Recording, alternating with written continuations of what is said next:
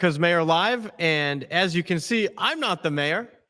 Ted Goodman here just for a couple of minutes, filling in for America's Mayor Rudy Giuliani as he wraps up a very, very important phone call.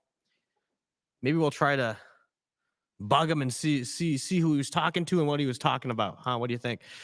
So we're going to start off tonight by discussing President Trump's recent comments on Russian President Vladimir Putin and his growing what we could characterize as disdain. He's very upset with how Vladimir Putin's been handling things in recent weeks, going as far as to say that frankly the Russian president is giving him a bunch of bullshit. This comes as Russia continues to strike into Ukraine, and the United States is continuing to send new armaments to Ukraine. Secretary of State Marco Rubio today, maybe we'll play some of his comments. He took issue with how the media had been portraying the recent arms shipment discussions in the United States, saying that some of the holdup was due to additional checks of different weaponry and equipment, and that they were always going to make their way to Ukraine. But of course, the president in recent days has made he's not happy, and he's made it very clear. And so we'll hear it from the president himself if we can here in just a minute.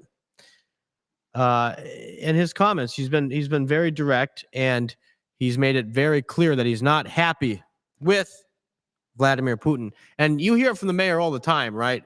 You hear from him on just how you have to deal with somebody like Putin, right? He's a stone cold killer. He grew up in the KGB, right, in Eastern Europe, and he has a certain mindset. And there's that's not a mindset you're going to change, especially as he grows older in age. So we're following this closely. See Zelensky's reaction and see how the world is reacting as the armaments will continue to Ukraine. So this was on Tuesday. The president had said that he is not happy with Vladimir Putin over the ongoing war in Ukraine. He accused Putin of throwing bullshit at the United States in response to efforts to end the conflict. This is the president. Quote, he's killing a lot of people, his soldiers and their soldiers mostly, and it's now up to 7,000 a week, Trump had said, referring to Putin and the numbers of Russians dying. The president continued, I'm not happy with Putin. I'm very unhappy with them. Again, this comes, those comments were made when there was what some had characterized as a delay in armaments and shipments to Ukraine from the Pentagon. Marco Rubio, the State Department, he took issue with that characterization, saying that what some were calling holdups were just regular checks on the equipment. So we're going to see if we can get the president's remarks here. We're going to try to pull them up if we can. Bear with us here. We're going to share the screen. For you want to know the truth. And I don't know. We get a lot of bullshit thrown at us by Putin. For you want to know the truth. He's very nice all the time, but it turns out to be meaningless. Do you want to suspend him? Lindsey Graham has a sanctions bill on Russia. Do you want him to? I'm looking at it. Yeah, no, I'm looking. The Senate is passing and passed a very, very tough sanctions bill. Yeah, I'm looking at it. Can you sign that? It's. I don't know. We get a lot of bullshit thrown at us by Putin. For you want to know the truth. He's very nice all the time, but it turns out to be meaningless. Do you want to suspend him? Was necessary to end this war would be a conversation between President Trump and President Putin. But there have now been multiple phone calls between the two of them, and yet the war in Ukraine goes on.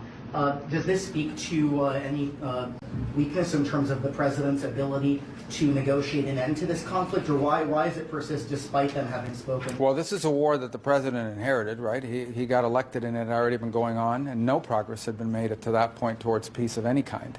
In fact, there had not even been any meetings between the Ukrainians and the Russians for quite some time. So while there's been some humanitarian exchanges made, obviously that's our goal here, is to end this war and any role we can play. So this is not a war that started under President Trump. It's a war that wouldn't have happened had he been president, but now it's here. And we'll continue to engage and do everything we can and hopefully make progress. As I said, and I've said repeatedly, look, we are, if we see an opportunity to make a difference in this, we're going to take it and we're going to pursue it. And that's. So that was Secretary of State Marco Rubio at the end of the ASEAN conference that he was at earlier today. And so, again, you'll have the mayor here in just a few minutes. So we're going to go ahead and give you a quick rundown on what the mayor will be discussing. So stick around. Of course, we're going to lead off with more talks on Russia and, of course, what's happening there.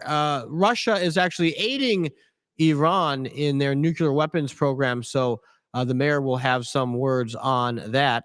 And, of course, Zelensky and the future of Ukraine. There's ongoing domestic political disputes within Ukraine that we have to take into account as this war drags on. And as the president said, upwards of 1,000 Russian soldiers alone are dying a day, dying or being injured.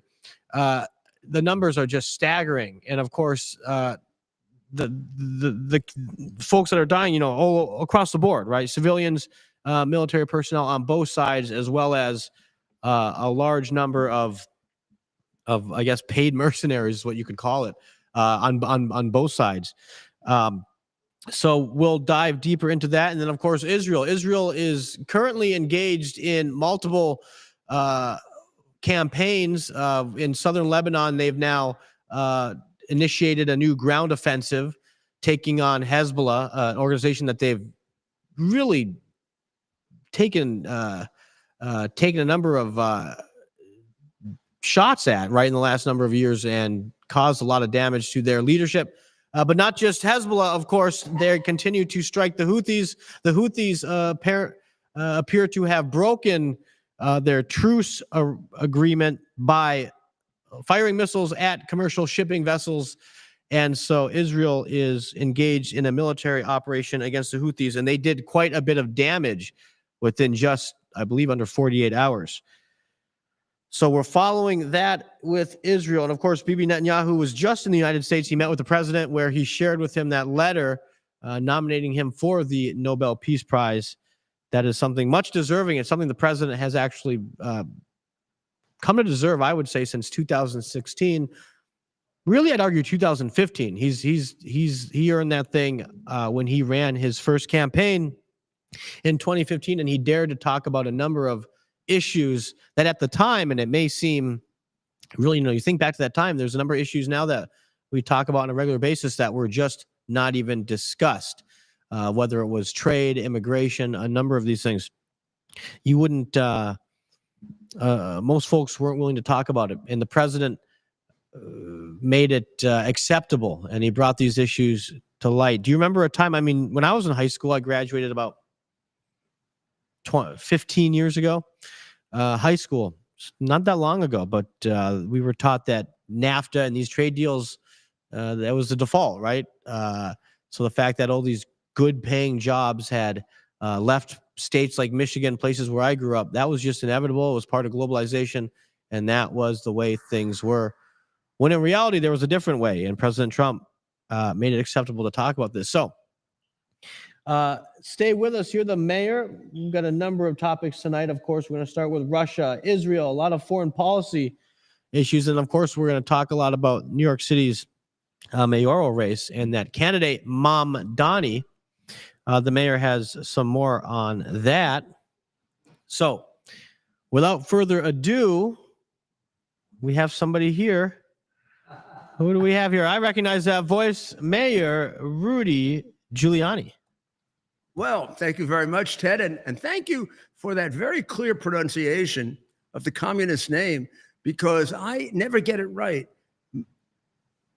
Oh, Mom Dammy?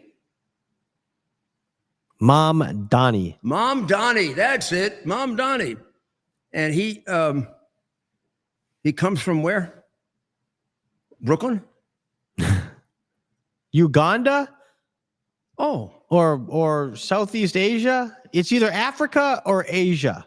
We've narrowed it down to those two. I guess it depends on what you're whether looking at. He can cheat people out of money. Yeah, well, So it if he depends. can If cheat- you're asking his college records if he or could take away a scholarship from a worthy black kid who actually went through discrimination and the affirmative action was intended for him, if he could take it away from him and let the guy not go to college, he would do that, right? Because that's how he described himself as a black. And of course, unless he put blackface on, he's just not a black. Nor is he really an African American under the intent of that statute. That statute was intended not for every African American, not for every African that at some point comes to America. It was intended for the people who were the descendants of the people who were made to suffer tremendous losses and indignities and through slavery. Well, this guy is 150 years removed from slavery, and he wants to screw the people that were affected by slavery.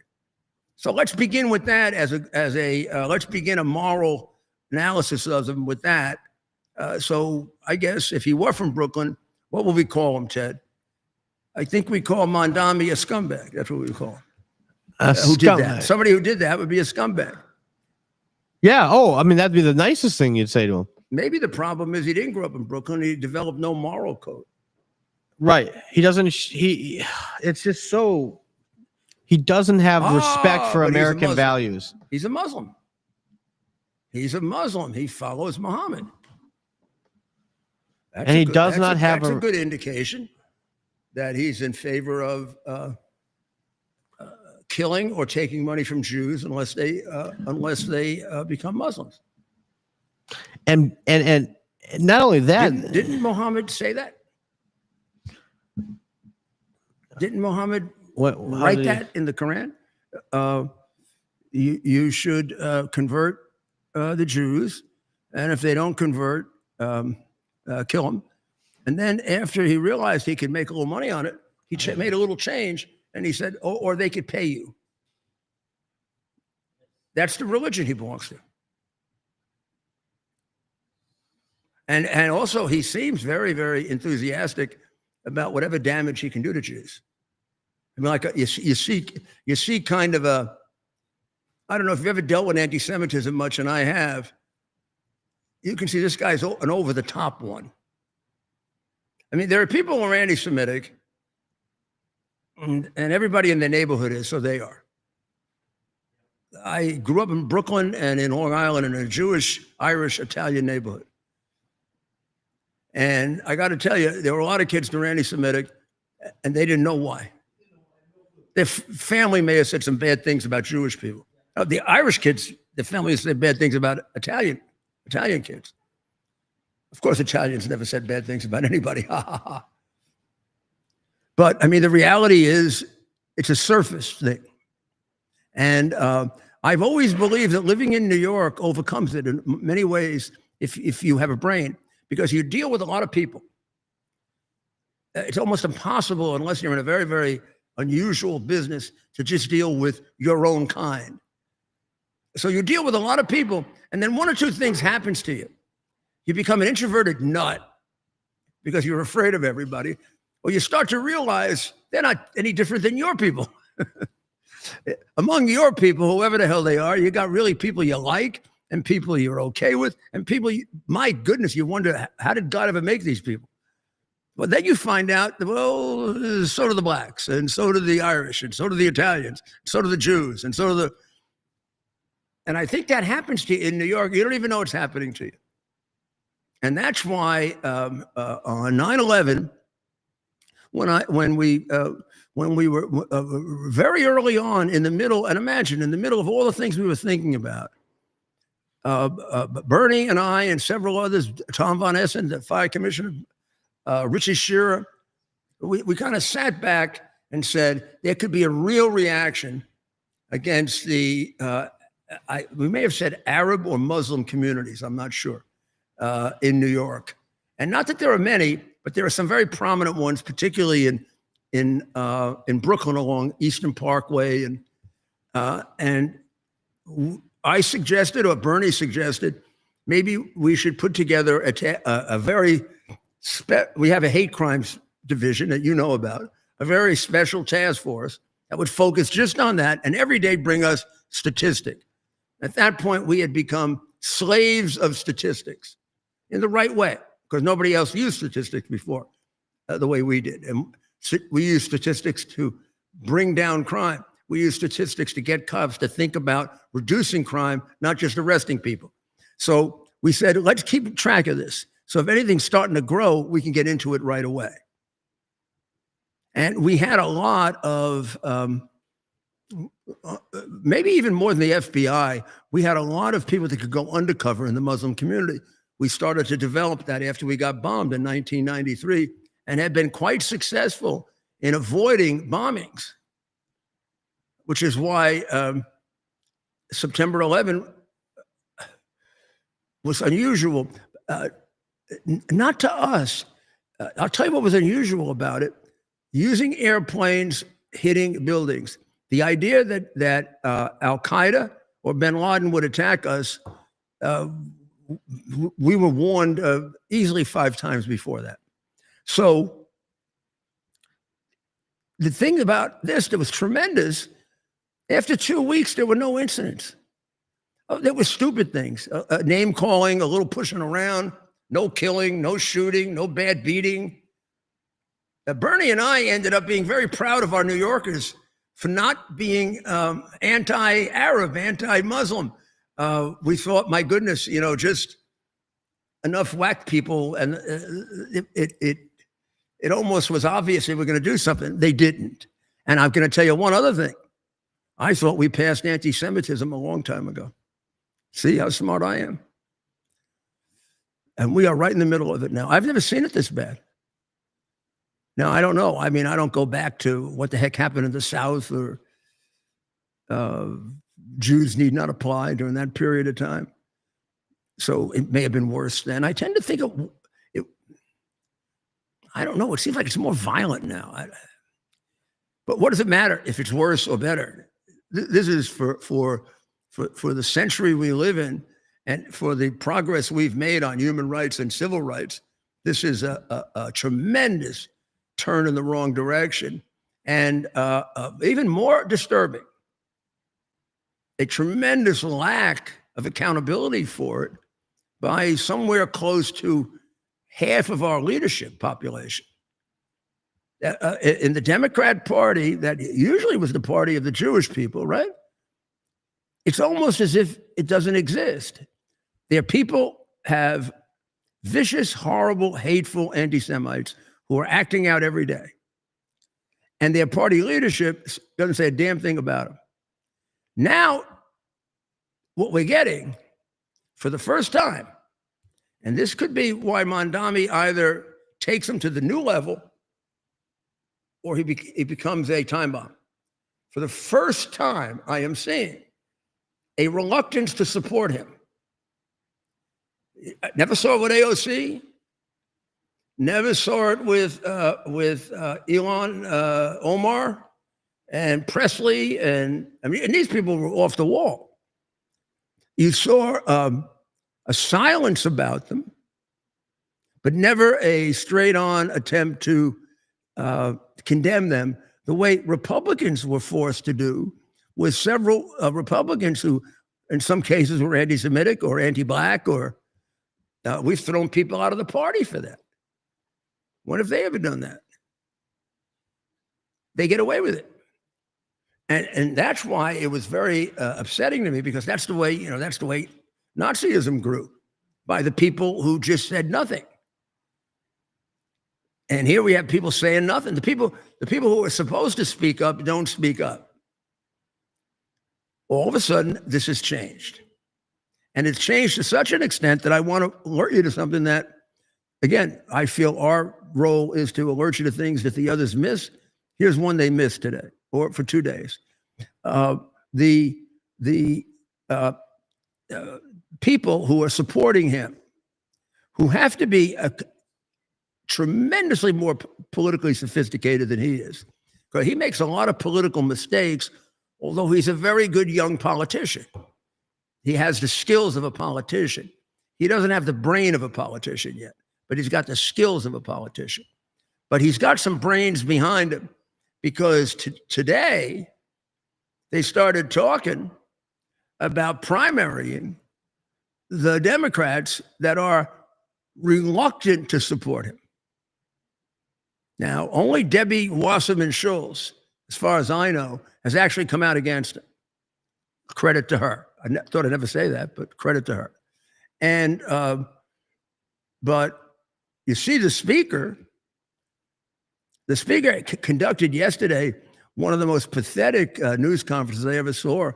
It is one of the great examples of political or any kind of cowardice ever. He just couldn't say anything.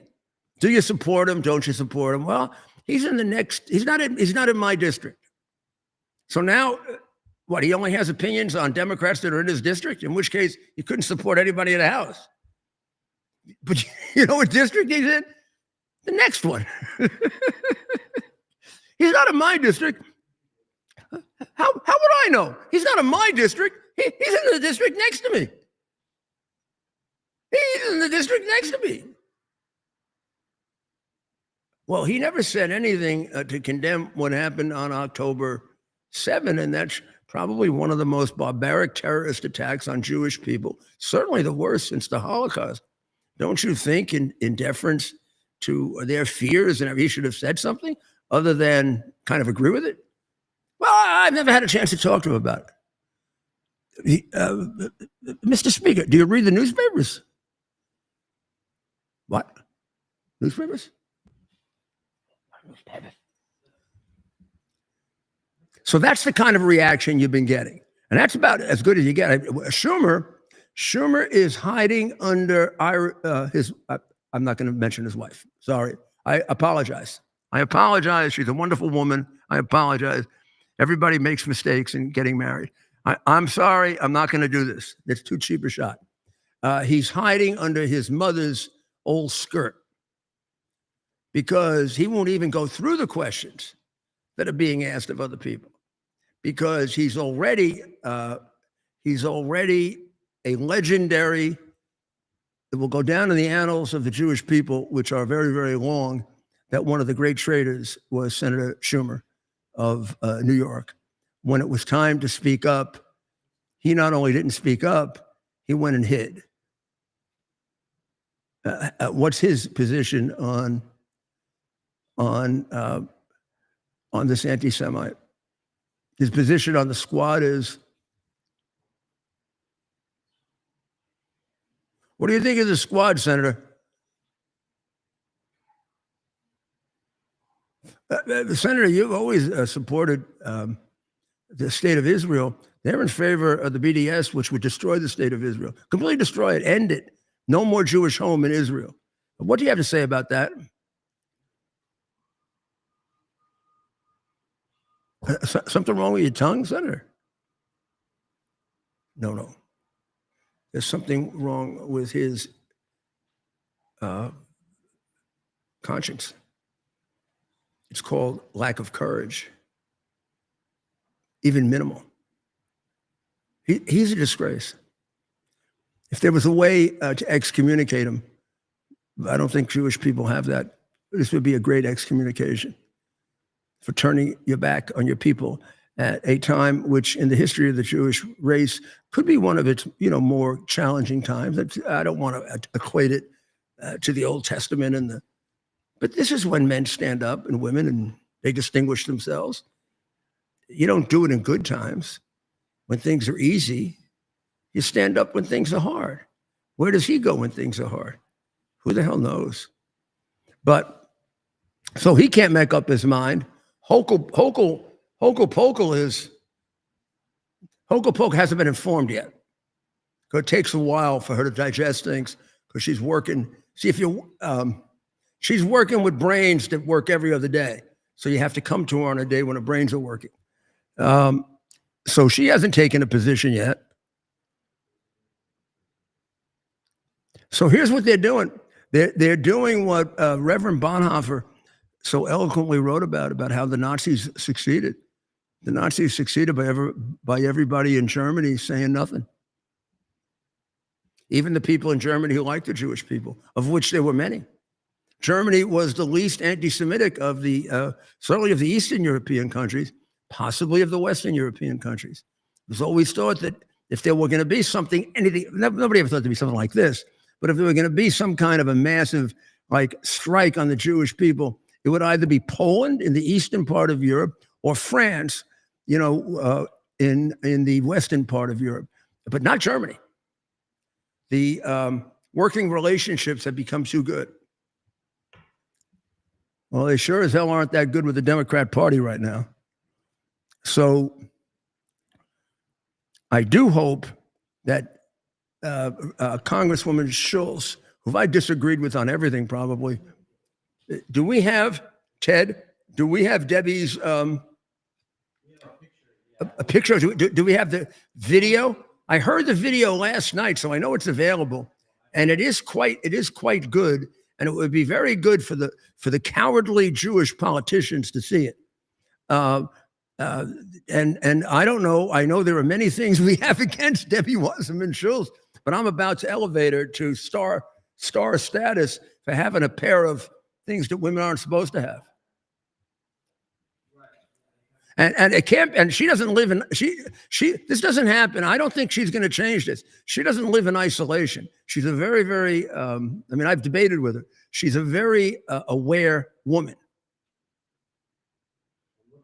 So maybe it was this. Let's read this. To not be willing to condemn the term globalize the intifada, it just demonstrates his callous disregard for anti-Semitism, terrorist activity. Anyone that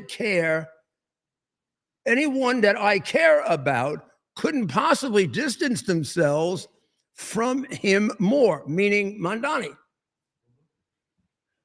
It's really a terribly disturbing and potentially dangerous. A Republican couldn't have said that better. Wasn't she the chairman of the Democratic National Committee? She was a big shot in the Democrat Party. I remember that back in the day, and then she got into trouble for something. She was in bed with Hillary, and Bernie got mad or something. I don't know if Hillary got mad, but she was. No, Bernie got mad. I think she went with Hillary. She was accused of fixing the nomination for Hillary against Bernie. Yeah, she was part of the Hillary. Well, she did to Bernie what the Republican Party tried to do to Trump. Can I have my gavel, please? I'm not allowing anything bad said about my new saint. Okay. Who's that? Debbie Wasserman Schultz. We'll have a brief moment of silence, but I got a lot in the chamber for her. We're not forgetting. Save it in case she changes. All right. But right now, you know, we're in a battle here. We got to take what we get. Right. Well, New York. We're trying to save New York City. And what a refreshing thing to see. This is what we're condemning. We're condemning Schumer and all these other people who are Jewish, and we're condemning the speaker as a Democrat. And I know there's another Jewish Congress member who came out against him, but not as well known and in the Midwest. So it isn't as if no one has, but it's so few. It seems like no one.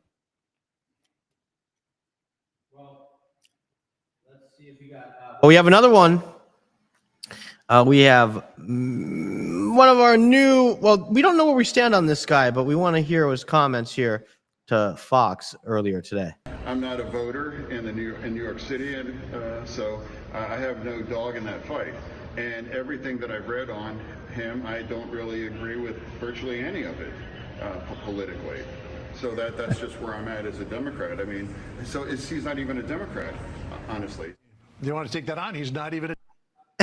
Well, I think you needed. I think that Fetterman was just warming up. He began with, I didn't know much about it. Then I don't agree with him on anything. And then he's not really a Democrat. A good reporter, or they should have kept. He was working himself up. That's the way a politician works himself up. Right.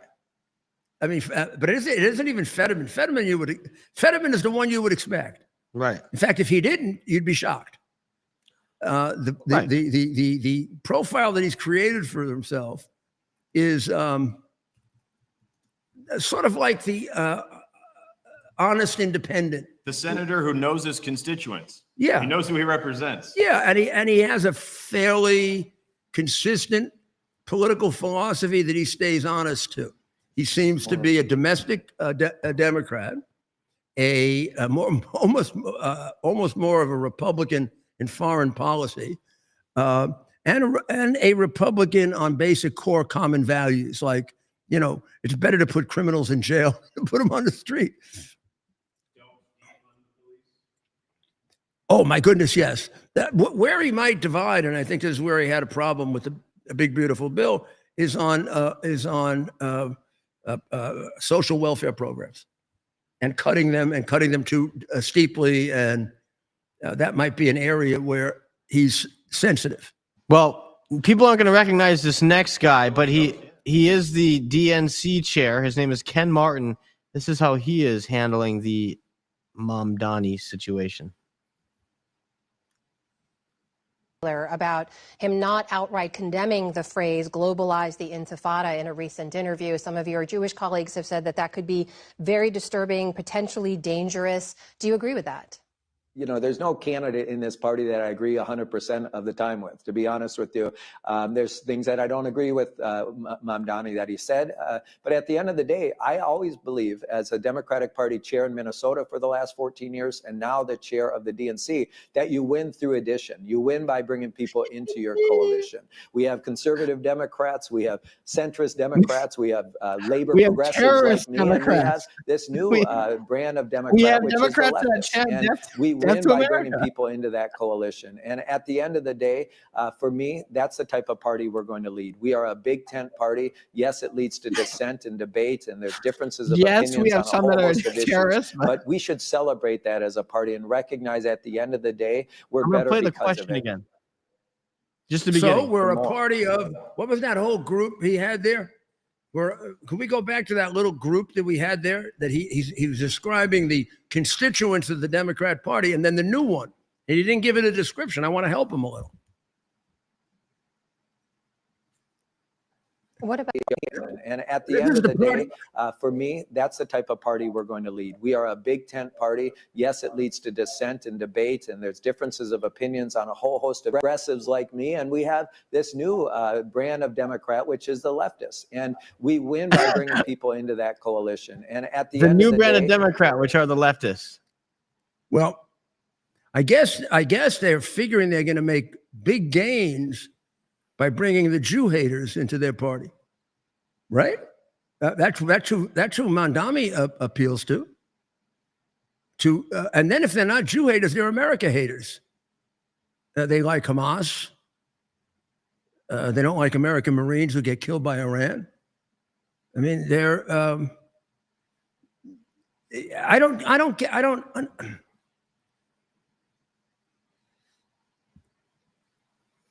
I know it. I try to avoid getting too out on judging other people. I don't feel as uncomfortable about judging institutions. They're not people. I don't see the conscience of the Democrat. I don't see that for a long time. It seems to me that the Democrat Party has not had a conscience. And how does a party have a conscience? So when David Duke yells and screams, all the things, this is a while back, all the things he was yelling and screaming. I don't remember how quickly the Republican Party reacted. I was the mayor when it first started. Of course, I reacted immediately. Oh, well, you would say I was in a black city, et cetera. I was, at that time, considered a moderate Republican. I didn't react as a Republican. If David Duke was a Democrat, an independent, and said those horrible things, I'd have gone effing nuts on him. But I did feel it a little extra that he was a Republican. But it wasn't too far after me that the entire party condemned him. And there were a few people that were attacked for not condemning him. But the whole party condemned. We ran a candidate against him. We didn't endorse him.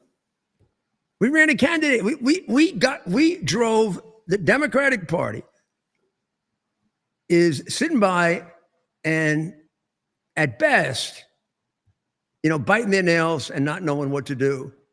And enough of them are making him a legitimate candidate so that he is. You take David Duke, the Republican Party drove him into the ground. You don't know about him anymore, and he never spread anywhere, and he never went anywhere. And we ran candidates against him. Who the hell are they running against him? They're running him. That's a big difference, ladies and gentlemen. It means that the Republican Party by no means is perfect. Boy, do I have objections with it. And things I think they do wrong and areas where I think they compromise. But I think when push comes to shove, it has a conscience. You can appeal to it. You can say, oh, I feel like if I went in front of a group of professional Republicans in the House or the Senate, and I said, this is just plain wrong, and I had a really good case, I could get most of them. Well, this is just wrong. What this guy is saying is just wrong. It's wrong about a group of people that have been the subject of this kind of unbelievable hatred for 2 millennia, maybe 3. It's wrong because of the way it demonizes police as racist and cruel. It's wrong in the way it sets expectations that, based on just a cursory study of the last 150 years of history, would tell you are opportunistic gambits in order to take away people's liberty, like state controlled retail stores. It's you can go one after the other, and I cannot believe that more than at least 70% of the Democratic candidates know this guy shouldn't be running for office. And actually think about it. What's it going to cost them? What's it going to cost them if they come out against him? Well, let's figure that out. Let's see if we can figure that out. Ted, why? Why has, maybe there'll be, I may be proven wrong. A whole group of them may come out against him, but I bet it's not anything but a handful. But right now, because what if you were a Democrat, would you have any reluctance saying, I'm not supporting that guy? Because they're not true leaders, right? They don't have a backbone. So they're afraid. They look at this guy, they're like, oh, he won a race, so he must have some supporters. We don't want to upset, they really aren't true leaders. A true leader who's confident in their beliefs and understands, and grounded in strong American based values and principles would stand up to this guy, right? No matter how it impact them politically. Or is it showing their true colors? And maybe their values aren't American values necessarily. Well, that's exactly right. There we go. That's exactly right. Well, I think Stephen has located a percentage of Democrats. Percentage. The real question is, there's no question there's a percentage of the Democratic Party that is aggressively anti-American, aggressively anti-Jewish, anti-Semitic, and a lot of other antis, mostly having to do with Western civilization. There is no question about it. They were taught that way in Ivy League schools to be that. Right. But I'm talking about, those are still so they're going to be with him. Those are still the dupes. And maybe they're more than I think. Yeah, but then they're the ones that are don't think so. They're the ones that are power hungry. So they need to, they won't do anything of the party. It's not. They think he's going to win. Well, he has a strong chance of winning. So they want to be on a winning side. Yeah, they don't fear that he's going to take the party that way. And they don't understand. Yeah. Don't they think that this is how it starts? I mean, they're not confident in their own. They have the group inside that house, right? Now they're going to start having mayors. Pretty soon, governors. That's how a political movement grows. This is a political movement. It has every aspect of fascism, Nazism, and communism. It has every, starting with the getting control of your children, driving out God, except this insane version he has of a God that wants you to go kill. Look, the news that should give some people a little bit of comfort. I mean, we have a lot of work to do. Don't be comfortable the next 130 days here before the campaign's over. However, remember, just about 4% of the city's eligible registered voters chose this guy, right? And that's what elected this. That's what made this man now the favorite and the front runner for mayor of America's largest city. Just about 4% of the city's registered voters, right? So I think it's important to keep that in mind. Okay. I haven't found anything yet that that gives me a sense that they're going to defeat him. Do I think he could be defeated? Yes. Do I see anything done yet that suggests that there's the ability to build a movement that is more powerful than the generic movement that he can develop from the years that have been put into this wacky left-wing, anti-American, pro-Palestinian? Look at all that's been expended on turning us to being not only anti-Jewish and anti-Israel, but we're pro-Palestinian. The Palestinians want to kill you. I don't know if we're going to pick somebody to be pro. I would prefer it's not a group that trains their kids at 2 years old to come and kill my kids. Now, why would there's got to be the Democrats of my age or a little younger, but they know that. That comes from UN books. The books supplied for the grammar schools and early education schools contain a language about America, the evil things America has done. And do you know who paid for it? You did, with that USDA money.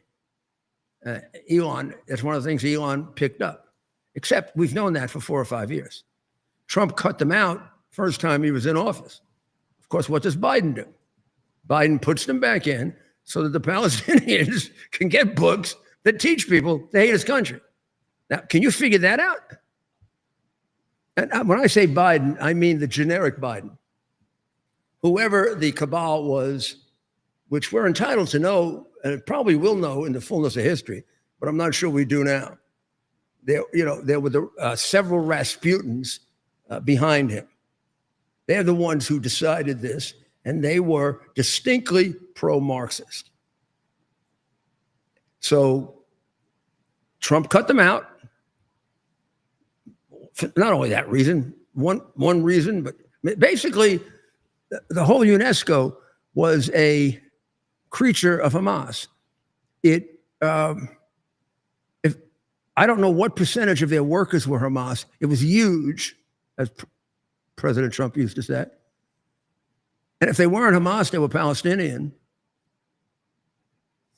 And it may be the reason why none of the money ever got to the Palestinians. So I try to figure out, how do you put this party, how do you put this party back together again? Or how does a new party take over and develop? Because you could always kind of maybe not count on, but kind of count on that if an American political party got too off the mark, at least in my experience, it got a real beating and then it fixed itself. And that happened to the Republicans with Watergate. It happened to the Democrats with Reagan and Bush, and Clinton brought it to the middle for a short while. And I'm sure if we go back in American history, I can come up with a lot of examples of that. Parties, It's even just a natural tendency. If a party's in power for too long, it gets to be too dictatorial. And then we throw them out. They go fix. The other party comes in, and then they get thrown out. But they're not fixing themselves. They're not. There are some pretty obvious reasons they were rejected last time, and they're going with those reasons and making them work. They were thrown out because of illegal immigration. Now they're joining the illegal immigrants and acting illegally. I mean, I don't see where they're going other than trying to hope they can move off some large segment of America to their radical left-wing, communist inspired form of government. Now, President Trump relies a great deal on peace through strength. And I thought there was an excellent article by Isaac Shore today about how he's gotten there. With and of course, a lot of it is the dramatic strike on Iran, where, with the help of the Israelis cleaning up the bushes and doing the dirty work, we pulled off one of the most brilliant military attacks ever. The complete result of it is in question. Did we get rid of all the uranium possible? The basic effect of it is pretty clear. We completely destroyed their nuclear capacity. And the question is, even with their enriched uranium, they have nothing to process it with, which we are not sure they have or they don't have. But they can't enrich it anymore. And it's a question as to how long it will take them to rebuild. The ridiculous shorter estimates of a few weeks have been clearly rejected. And now what I see is the shortest is 2 years, 5 years, and 7 years. Even if you say 2 years, that's also $2 trillion. They don't have $2 trillion. If we were to really enforce the sanctions, they'd have nothing. And the first time around, Trump took the sanctions and squeezed their necks with it. And before we even put a new sanction on, Iraq was in depression. And when we put the sanctions on, people were on the streets selling their organs for money. I used to show you the pictures of them. We were getting there. Since we've decided to go peacey with them, we've eased up on the sanctions.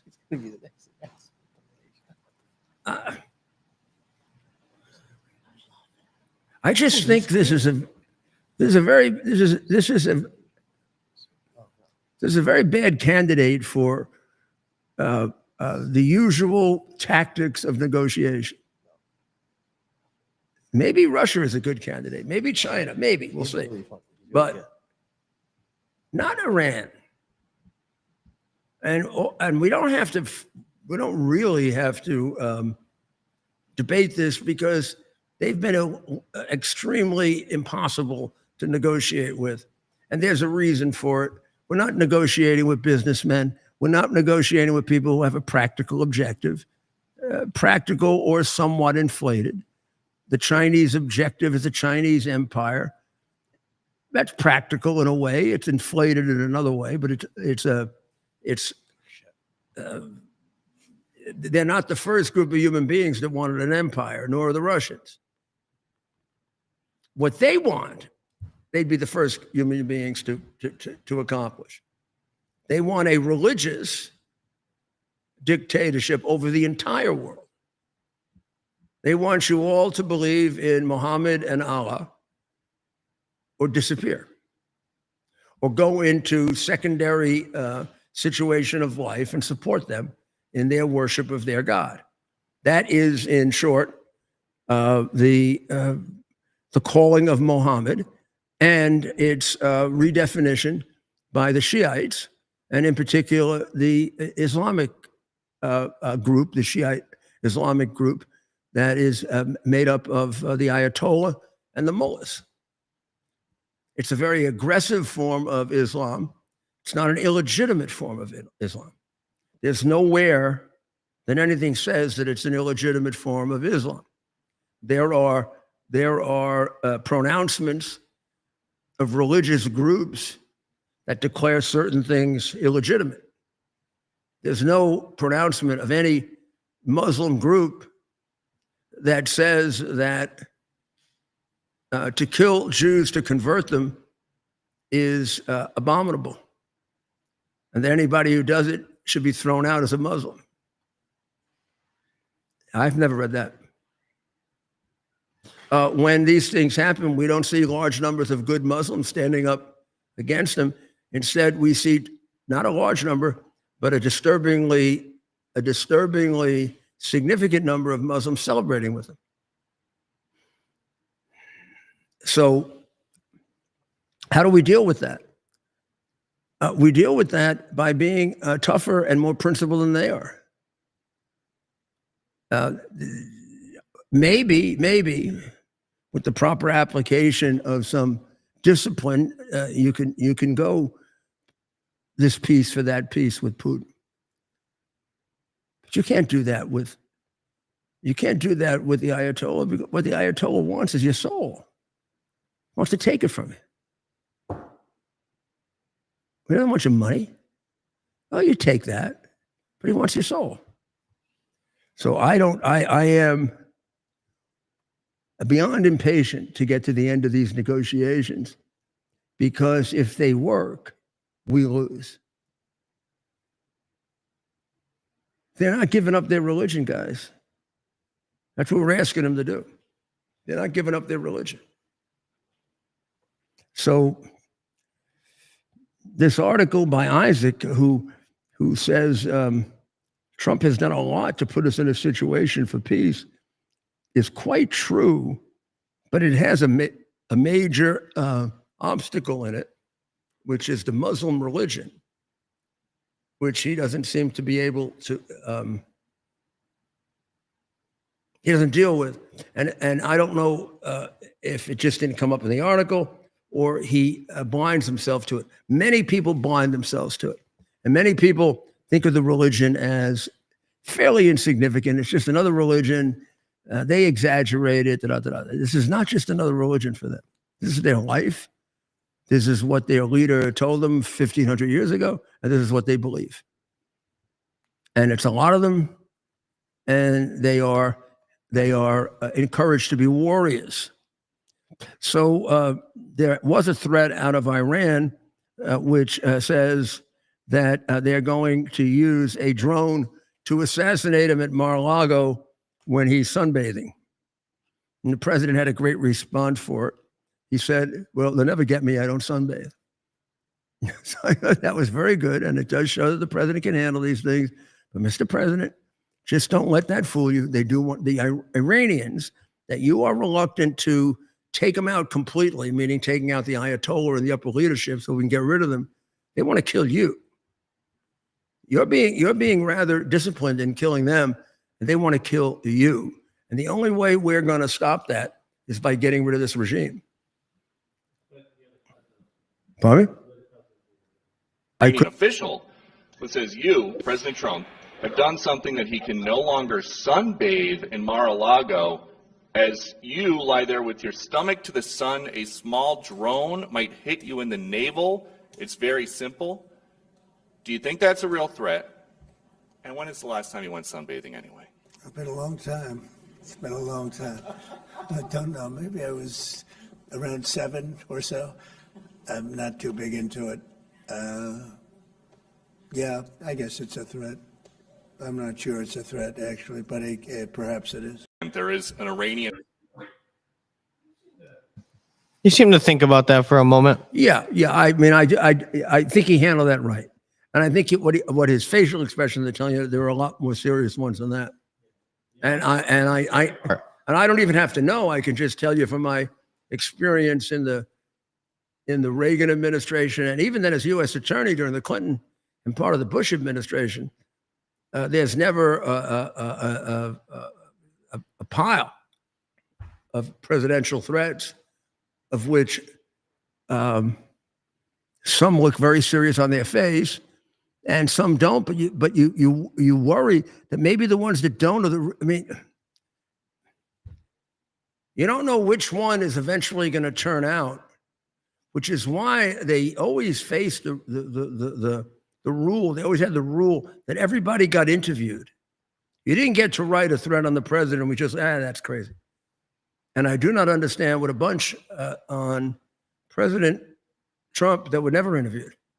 I don't understand what happened to the Secret Service. I mean, who were they protecting? I mean, there were a couple before January 6th that they never followed up on. Before January 6th, where they threatened to take the president out on Twitter or on Facebook. Nobody visited these people.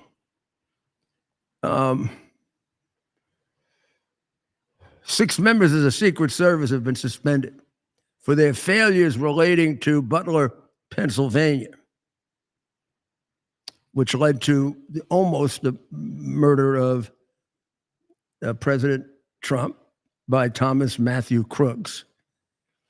And of course, the death of firefighter Corey Comparatore.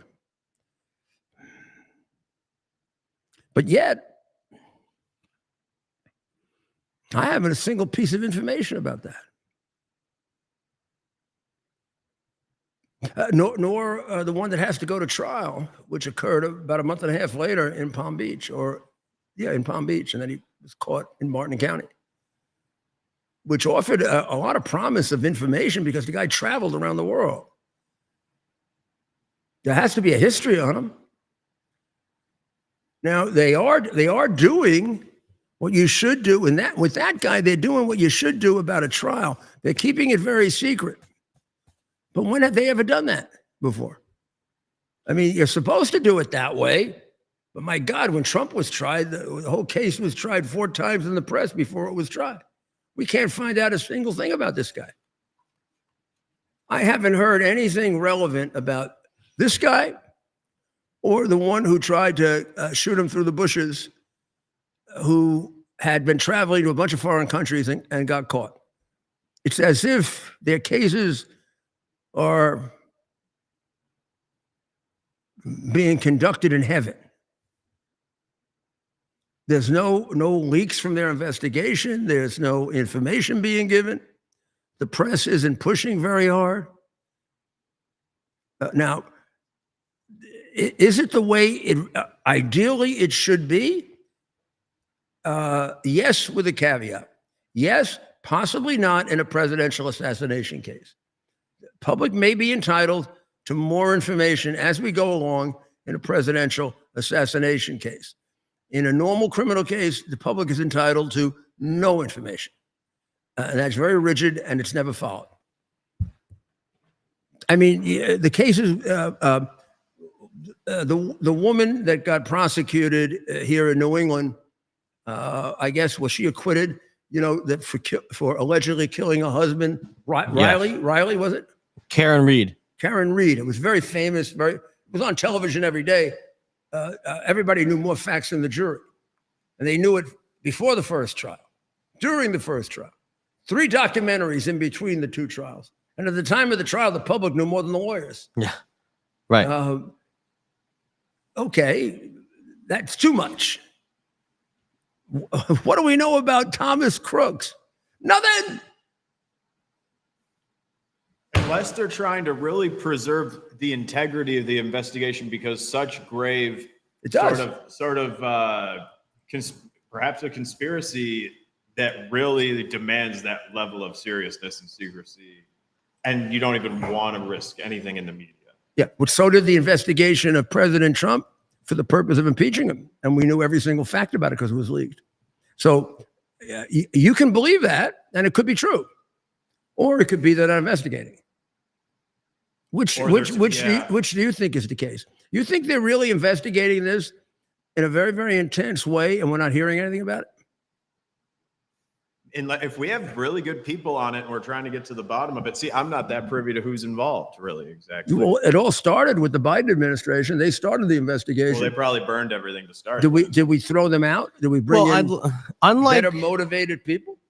Well, unlike my, this whole Comey and Brennan investigation that's being announced publicly, and there is something to be said about. Well, I guess members of Congress have complained that they're not getting the proper updates. So people that should be getting regular updates have complained that they're not. So yes, Mayor, I think we do have a right to question things here. But if they're, if they've made significant findings and progress and they're keeping it quiet because they actually want to do a true investigation, that's fine. But it's been a year now, and there are people they should be updating in Congress. Have they said that?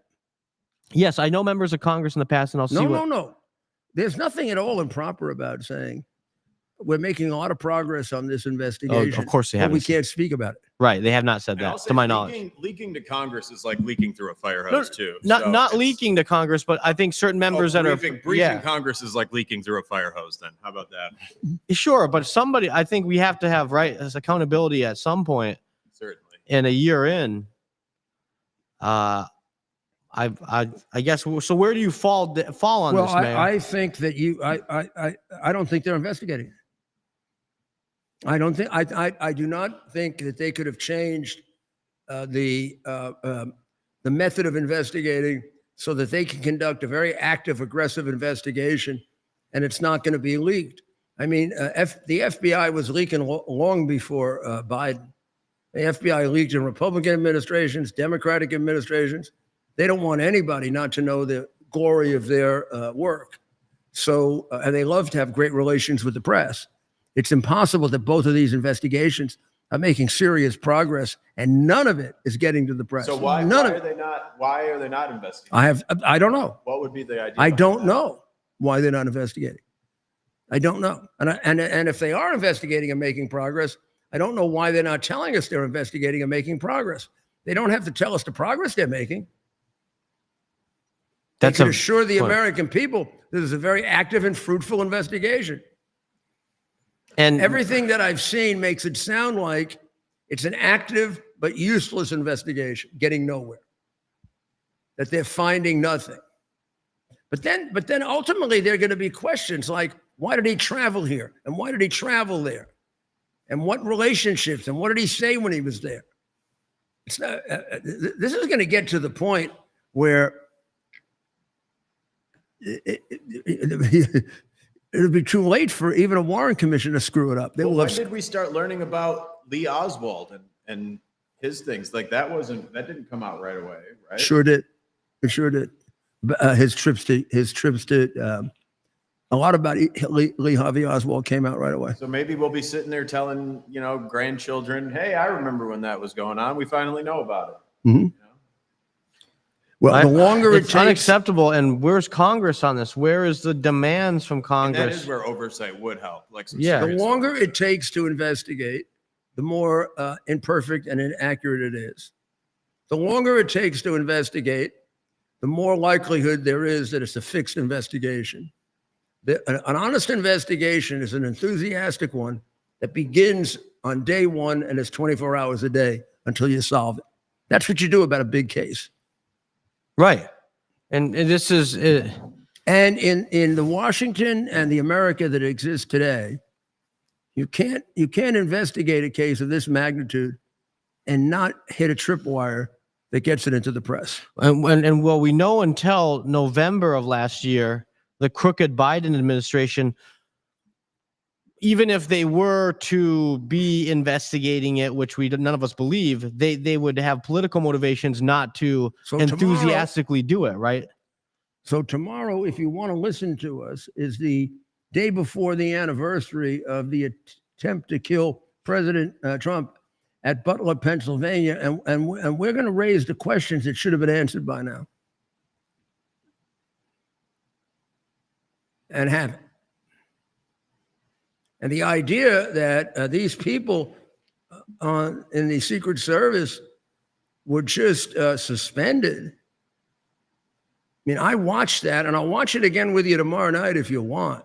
These people should never do this work again. If I'll look at it again in a calmer way than I did the first 4 or 5 times. But when I looked at it, it seemed to me I couldn't find one single thing they did right. Now, I know presidential security. It seemed to me that every time a critical point was reached, they did exactly the thing they were told not to do. I'll give you an example, the famous one we saw a bit of before. When they bring his body up, you're not supposed to see his face. They're trained to do that. Now, why is that? And particularly since they weren't sure when they killed this guy. I mean, this guy got off 6 or 7 shots before the expert marksman killed him. Now, that could be just happenstance, or it could be, I don't know what it could be. I don't know if the guy was shot by the time they brought him up.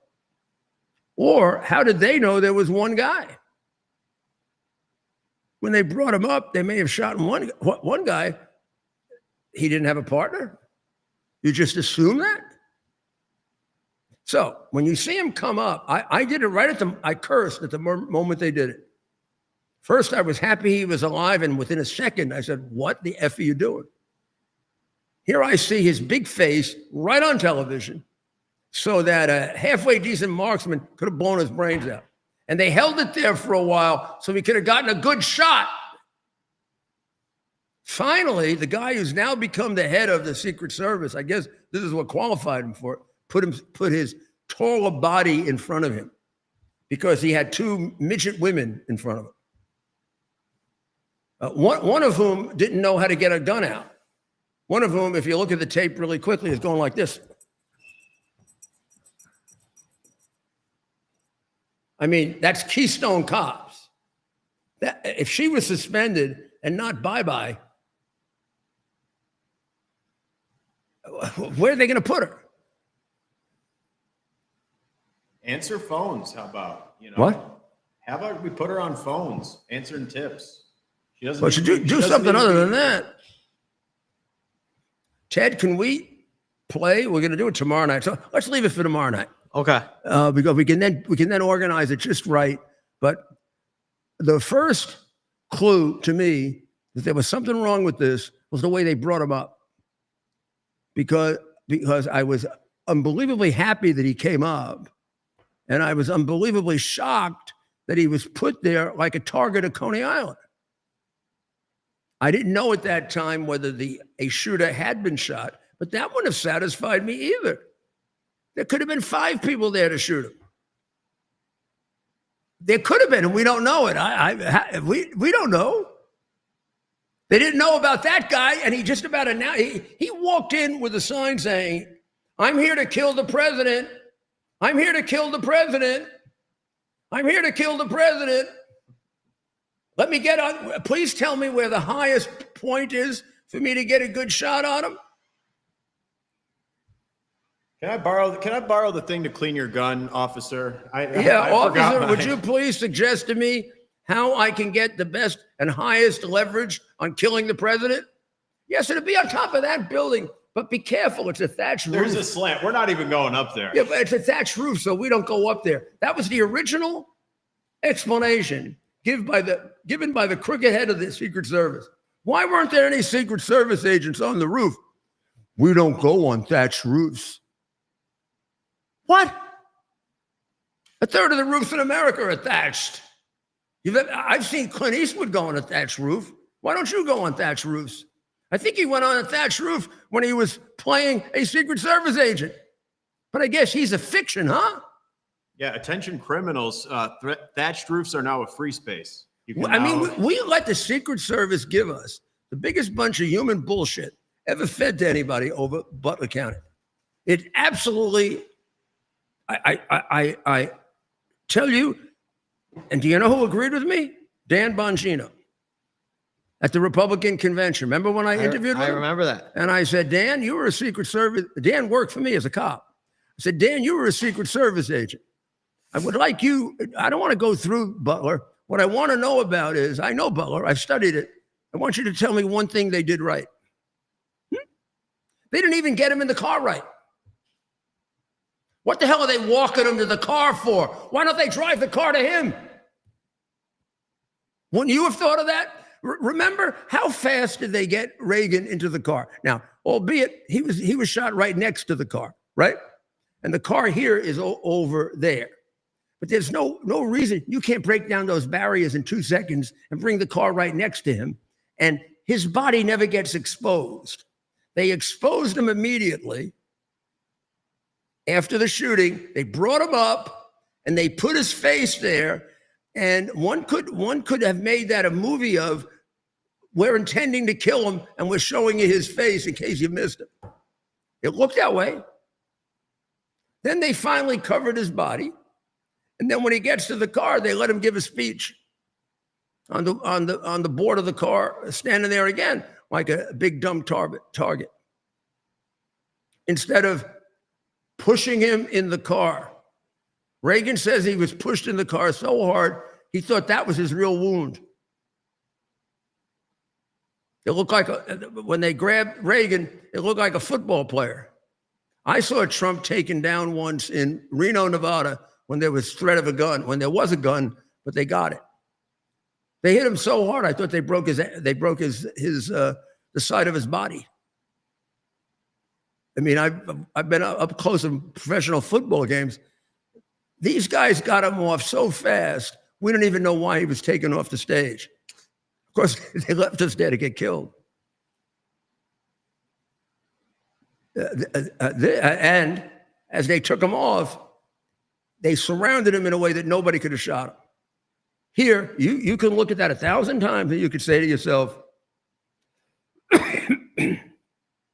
they're either stupid or they did it on purpose.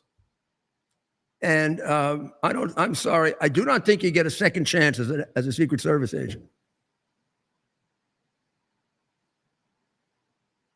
There are a lot of jobs these people could have. But guarding the President of the United States, after he has just been shot at, after he just has 6 bullets, pulling him up and having him on national television as the prime face in front of all the people where there could be lots of killers, just seems to me to be, you have told us you're not capable of being a Secret Service agent. I do not know what happened.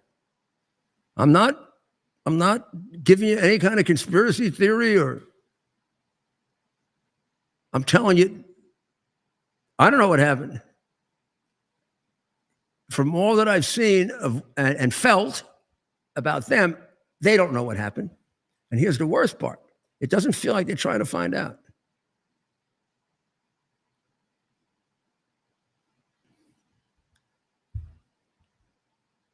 That is very disappointing and very concerning.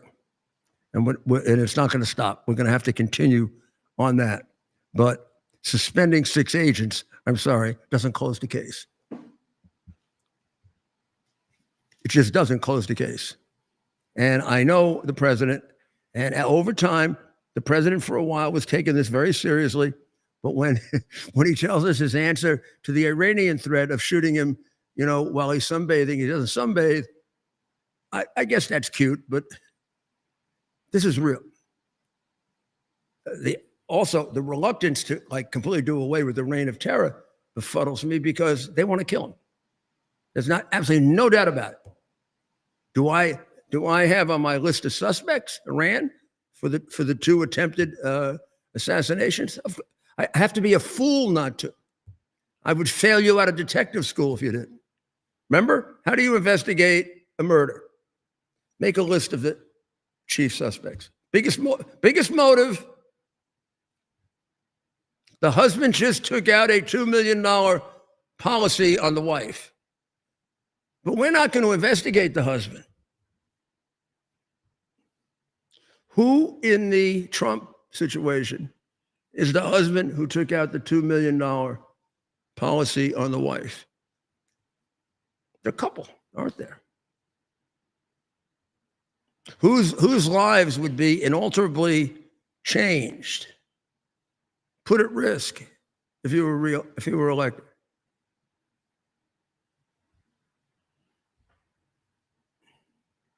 None? Would you like to think about it, or we could talk about it tomorrow night?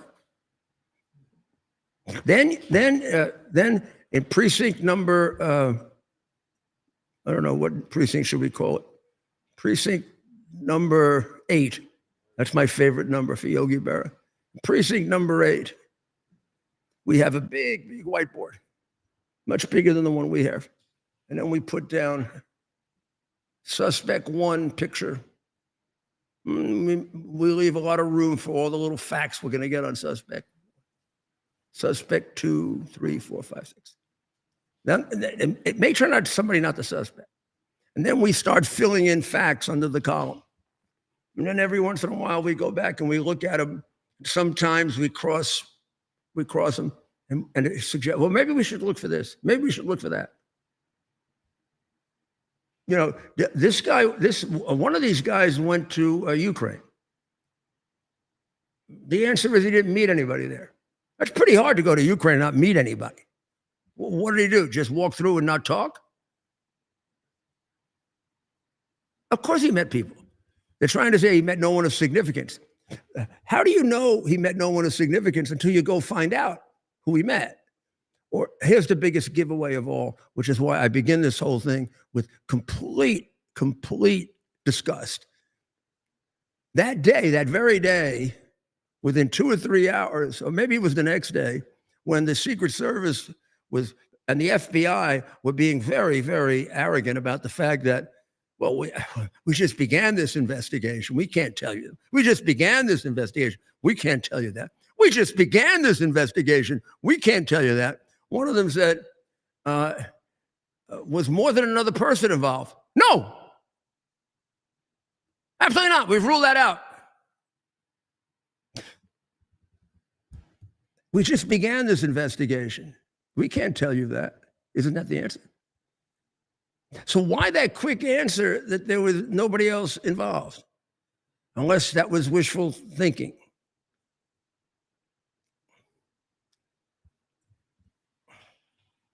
They haven't provided enough for me to give you an answer to that, other than to raise the question. But it would be irresponsible of me not to raise the question, because I would be, not giving you the benefit of my years of experience investigating crimes. If some guy investigating a big crime for me tells me we don't have enough information for X, Y, and Z, and then I say to him, well, what about a conspiracy? Well, definitely not a conspiracy. I said, well, if you don't have any facts about the goddamn case, then how do you know it's not a conspiracy, you jackass?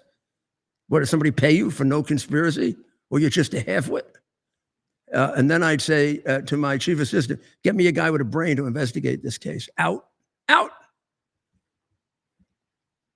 That's how I solve cases, not with submorons investigating, lazy people, or people who are bought. Those are the 3 ways you can fail to make a case. This case should be made. The evidence is there. You don't do something like this without leaving evidence. These guys were not geniuses, and geniuses make a mistake when they commit a crime. The only crimes that can't be solved are the crimes that have been investigated for 50,000 hours, and you've run out of everything. You think this crime has been investigated for 50,000 hours? Would you like to make a bet on that?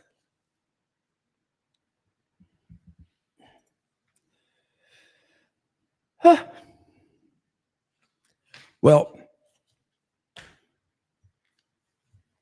do you think the president should have said that Trump should have said that Brennan and Comey are crooks?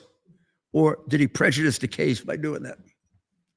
Well, I'm going to ask you, as one of America's foremost lawyers. I can't answer. I'm this smart.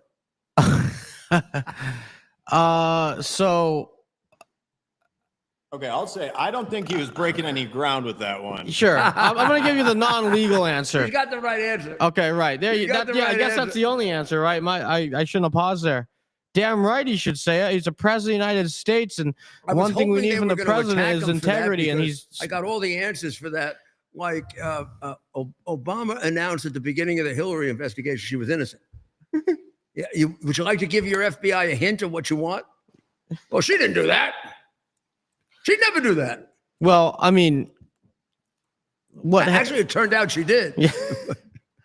I mean, I have a feeling Cash and Dan may have said a few things about these guys in their private life. But look, it's the president not supposed to speak the truth? And the fact that, I mean, a judge must take into account the fact that the media is so crookedly biased against him on this. I mean, the guy, the 51 or the 53 spies who lied, and of course you were involved in that. You have a right to defend yourself, especially when they're coming out with such a massive lie. Brennan was basically the spokesperson for this group. Right. And we have it up on the screen here. Yeah, and you know what he testified to under oath? He never pushed it. Of course, there's about 100 pieces of evidence that he did. So they want to know, well, what would the perjury case be against Brennan? But then they can't figure it out. They can't remember that he testified that he never did anything to push it. And they have tape, they have videotape showing him There's pushing. got to be like a PowerPoint deck with like the sales pitch almost, because they were so like on message about it the whole time. It looked like a coordinated campaign, like, designed by DC quote unquote professionals, I suppose, but deep state operatives. Pretty organized, I'd say. Funded, certainly. So do you think that the people in Washington who are unable to really just tell the truth are weaklings who shouldn't be allowed in public office? Absolutely. I'm going to give you an example of something, and it's an example, and I don't know that it's true. And my view of this guy is not hard and fast, but I was told by two very reliable sources who had lunch with the Secretary of, let me get this right now, the Secretary of State. Marco Rubio. No. Blinken? Stinking Blinken? I'm trying to remember. A CIA, when he was head of the CIA. Who replaced Pompeo. Brennan? What? Pompeo? Pompeo, right. So they had lunch with Pompeo a day or so that he was in office. And I'm not going to tell you who these people are. I may, if we want to go further with this. I think they would. I have no reason to believe they wouldn't go forward with it. And Pompeo took them into a private room. And in the private room, he said, "You see that? It was a rug." Now, I had spent a lot of time in Qatar and Dubai and Bahrain. I knew I would have known what it was. They didn't. He said, "It's a prayer rug." And he says, everybody around here says he prayed here like 2, 3, 4 times a day. Now, Brennan was suspected, and you shouldn't be suspected of being a Muslim, but okay, he was. He was suspected of being a Muslim at a time when I guess there'd be a right to be a little nervous about it, since it was 19 Muslims that came here to kill us. Right? In the name of, what were they yelling? Allah Akbar? Who's their God? They came to kill us in the name of their God. So would you like to be euphemistic about it? It was just another mass murder, except it was a mass murder invoking the name of their God. Okay, so we've got him with his little thing there, and when he's asked if he's a Muslim, he doesn't answer. Now, he was born a Roman Catholic. There is a lot of rumor that he's a Muslim. And then there's supposedly information all over the CIA that he used to pray every day. Now, am I being, and I'm not making a charge, I'm raising this all like I would when I was a U.S. Attorney to I should have gone to a grand jury or not. I don't know the truth.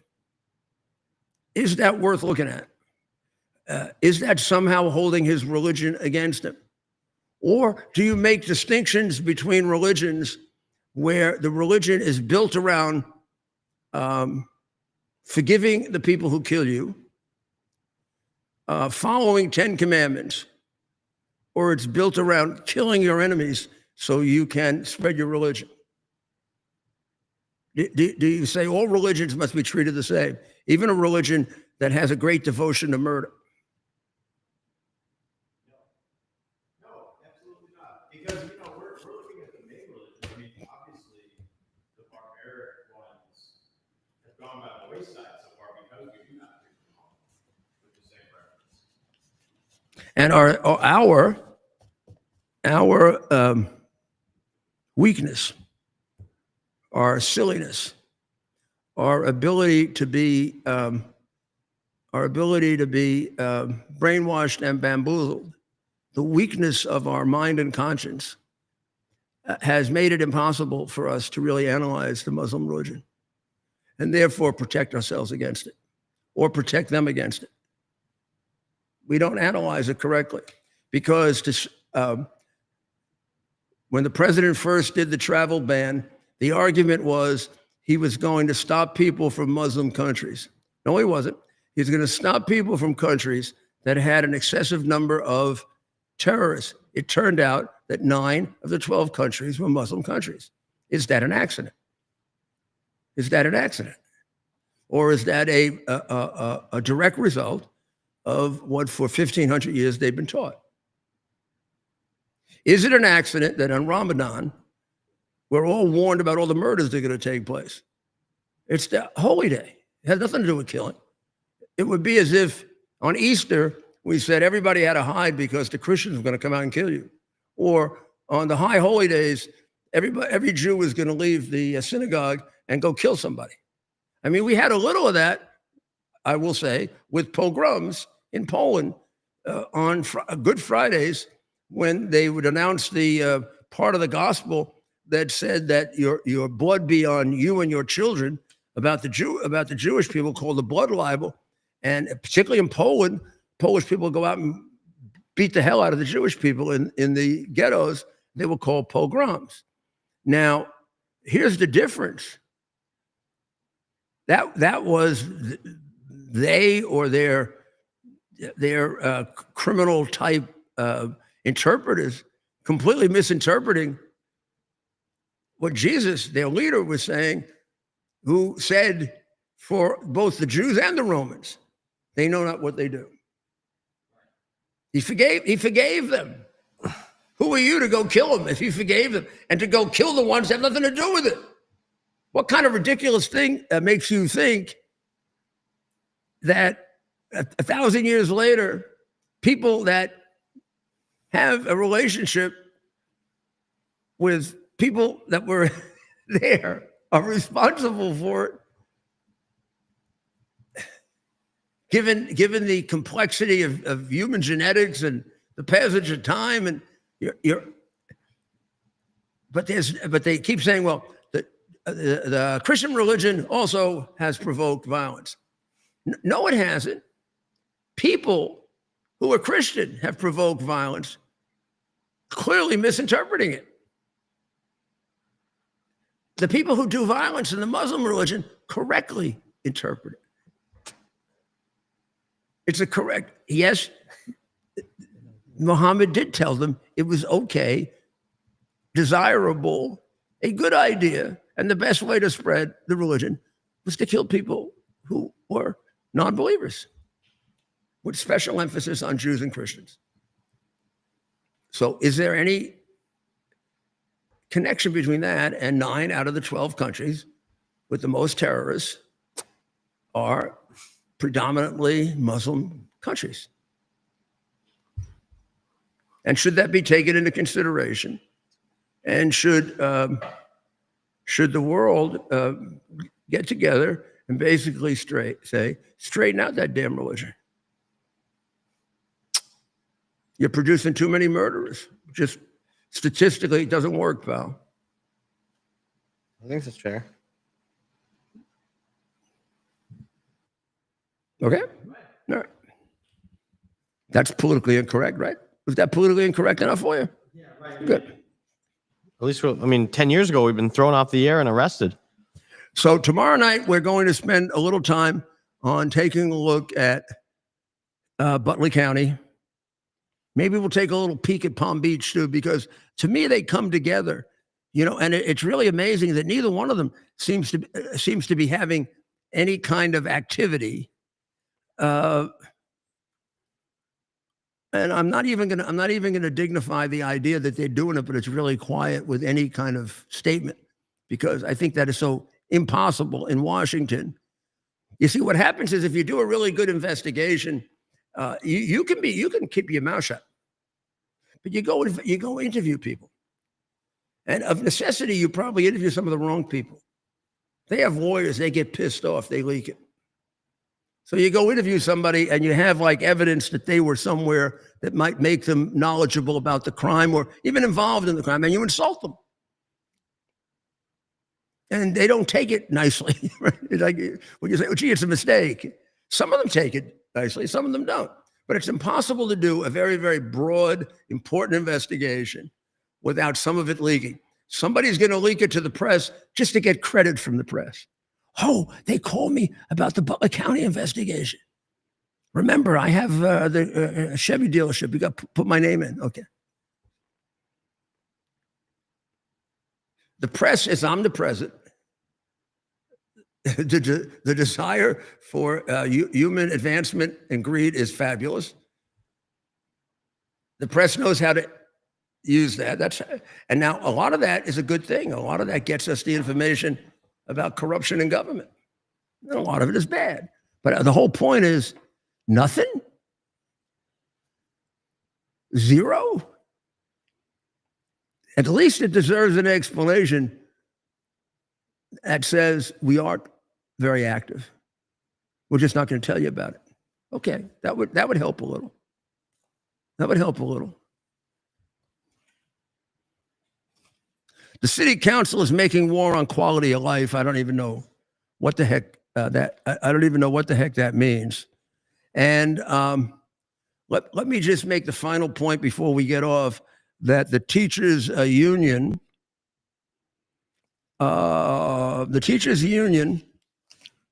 is supporting Mondami. So is the NEA.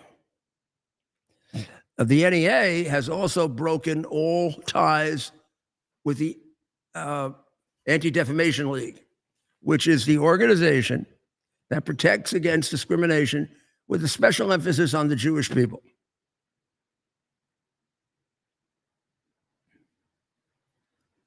I don't think I ever would have thought that would happen.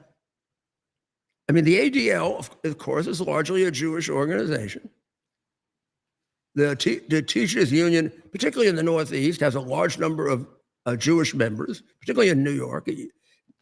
I don't know that it was ever considered like a Jewish union, but it certainly was a union that had a large number of Jewish people, and therefore it had a lot of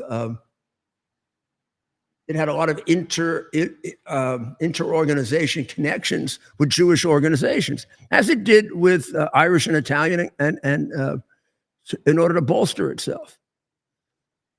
And because of the sort of competition between the Catholic schools and the Jewish schools, the teachers' unions tended to be a little more Protestant and Jewish. That's gone because the Catholic schools are unfortunately down to nothing, which is an absolute tragedy. I didn't cover this. Dr. Maria did in a show that I sent you over there.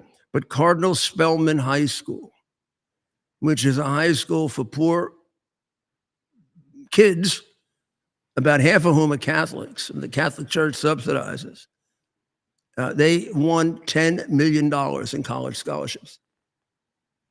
They don't have anywhere near the facilities that the public school system has. They don't spend $32,000 a kid. It's more like 9 or 10. Except every single one of their kids graduated and 90% went to college. I mean, you don't have a I'm not even sure that the #1 public schools are doing that anymore. And this is just a regular Catholic school. 9 kids, $10 million in scholarships. To Princeton, Harvard, I say keep that. Go somewhere else. They're going to turn these kids, who probably are good, solid kids, into Marxist, anti-American agents. Well, we're going to be back tomorrow for a wrap-up of the week, for analysis of Butler County. We'll see where we're getting on peace in two places where it seems like it's been going on for, I shouldn't say it, but maybe because you cover it, doesn't it seem like it's going on for too long? Now, that all means nothing if it works out right. So maybe I'm just impatient.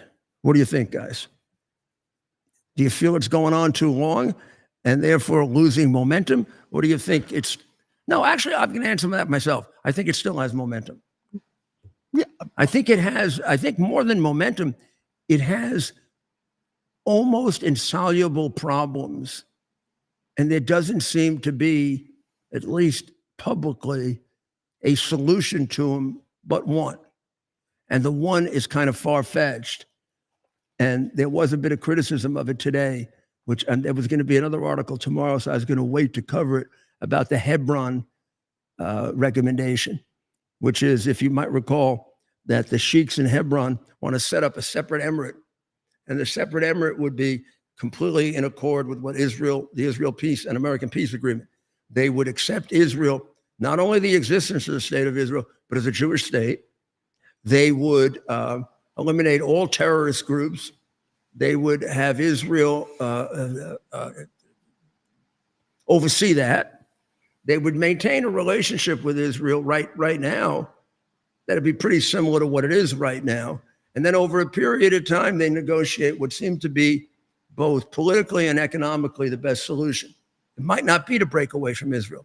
It might be to be like a kind of a sovereign entity within the state of Israel. Well, sign me up for a cultural trading, like a cultural exchange and trading partner that doesn't want to kill everyone around them.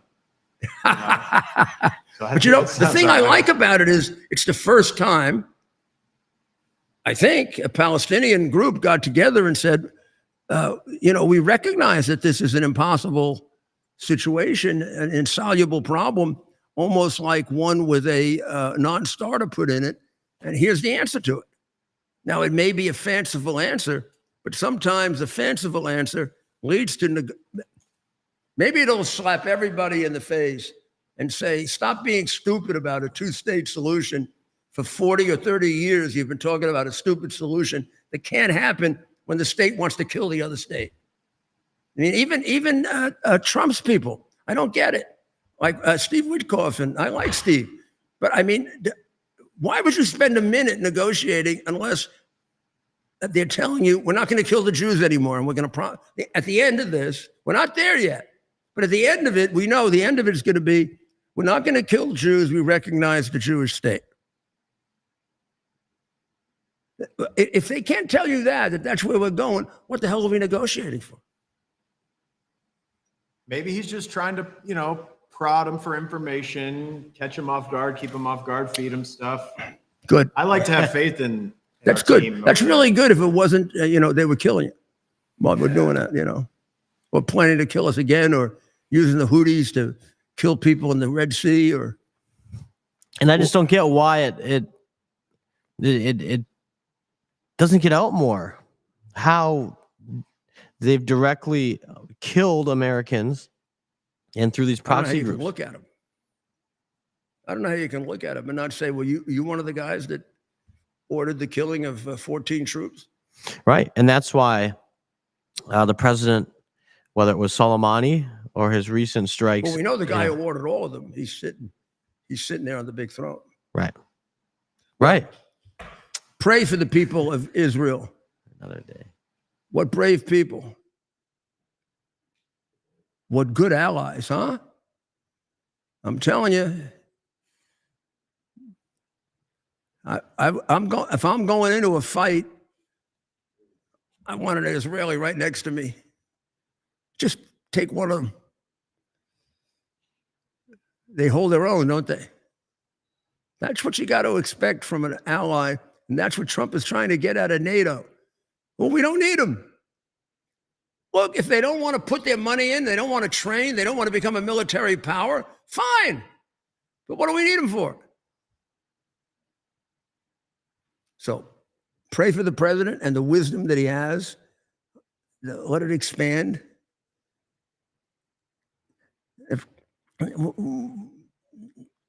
I feel so bad, and I'm sure you do, for the people in Iran, because they should be free, and they'd be great people, and they are great people, but they would be if they were free. They could contribute. And the people of Ukraine and our people who are still suffering from the floods. We'll bring you up to date on those floods for the end of the week. Tomorrow, hopefully we'll have more advanced information about it. And the president's making his visit tomorrow, so we'll be sure to get, I'm sure, a lot of conclusive facts. Well, thank you very, very much for listening. And remember, we'll be back tomorrow, 7 o'clock on Lindell TV, and then at 8 o'clock right here on X, America's Mayor Live. God bless America. U.S. Army Major Scott Smiley paid a high price serving our nation. Scott was leading his platoon in Iraq when a blast sent shrapnel through his eyes, leaving him blind and temporarily paralyzed. Scott would become the first blind active duty military officer before medically retiring years later. Thanks to friends like you, the Tunnel to Towers Foundation gave Scott and his family a mortgage-free, specially adapted smart home. Show your support for America's heroes now. Donate $11 a month to Tunnel to Towers at T2T.org. 7, 8, 9. You know what? Are you ready for some action? I'm ready for action. Get the Elite TV plan only through the portal. 218 channels, and it's only $69.95 a month. Wow. Including your free portal. That's cheaper than everyone else. Your favorite sports, movies, news, even daytime dramas. We're talking about ESPN, OAN, Newsmax, channels you can't get anymore in certain areas. Compared to the competition, this is a way better deal. Endless selection. Not to mention all the free music channels. There's over 700 premium and classic movies all ready to go. Wow. Plus, they got catch-up TV that allows you to go back and watch what you've missed or want to watch again. Cut your cable in half and get twice as much for free. Way more channels for half the cost. After the first year, the subscription then drops to $57.95 monthly, where you change or upgrade any. Here we are, pretty much at the beginning of the process here at this pristine, I call it a laboratory. It's not like a factory, it's like a hospital. This is the beginning of the process for roasting. Deep grain, very good quality. Most people don't use this quality. We deal with small farmers because they like to know who we're dealing with. They give us the highest quality, all organic, non-GMO. You should know all Arabica beans. No Robusto, all Arabica. They're going to go into the roaster, and it'll get roasted for about 20 minutes or so.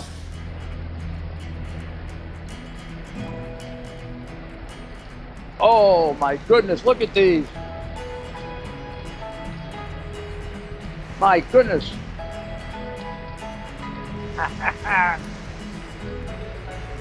You're going to want to specially order these.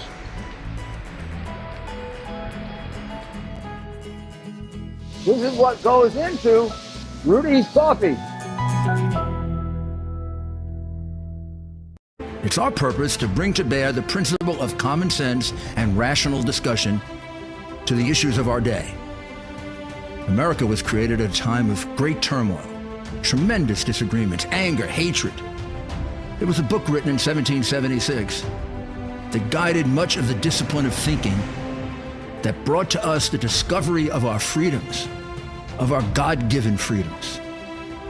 It was Thomas Paine's Common Sense, written in 1776, one of the first American bestsellers, in which Thomas Paine explained, by rational principles, the reason why these small colonies felt the necessity to separate from the Kingdom of Great Britain and the King of England.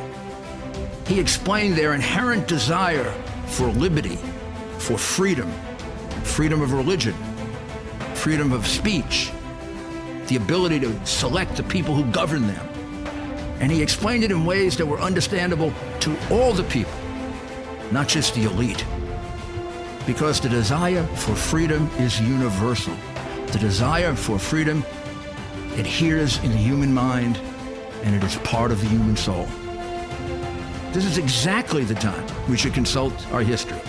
Look at what we've done in the past and see if we can't use it to help us now. We understand that our founders created the greatest country in the history of the world, the greatest democracy, the freest country, a country that has taken more people out of poverty than any country ever.